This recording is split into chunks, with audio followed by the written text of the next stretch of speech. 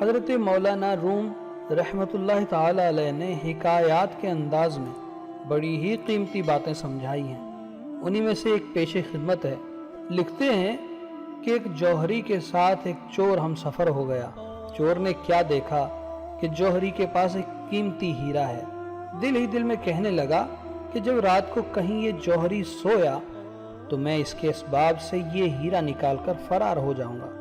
جوہری اپنے ہم سفر چور کی نیت سے آگاہ ہو چکا تھا۔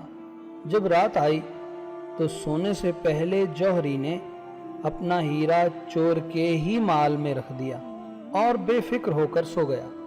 چور رات بھر جوہری کے سامان میں ہیرا تلاش کرتا رہا، مگر حیران تھا کہ نہ جانے جوہری نے ہیرا کہاں چھپا دیا ہے۔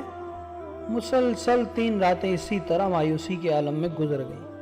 آخر چور نے جوہری سے کہا کہ دن کے وقت تو ہیرا تمہارے پاس ہوتا ہے، رات کو کہاں جاتا ہے؟ مجھے متواتر 3 راتیں جاگتے ہوئے گزر گئیں مگر رات کو ہیرا کہیں نہیں ملتا۔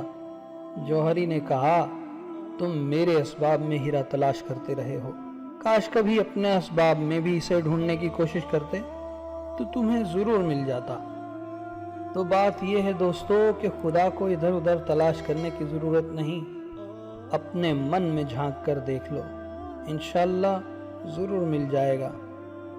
اپنے من میں ڈوب کر پا جا سراغ زندگی، تو نہیں بنتا میرا تو نہ بن، اپنا تو بن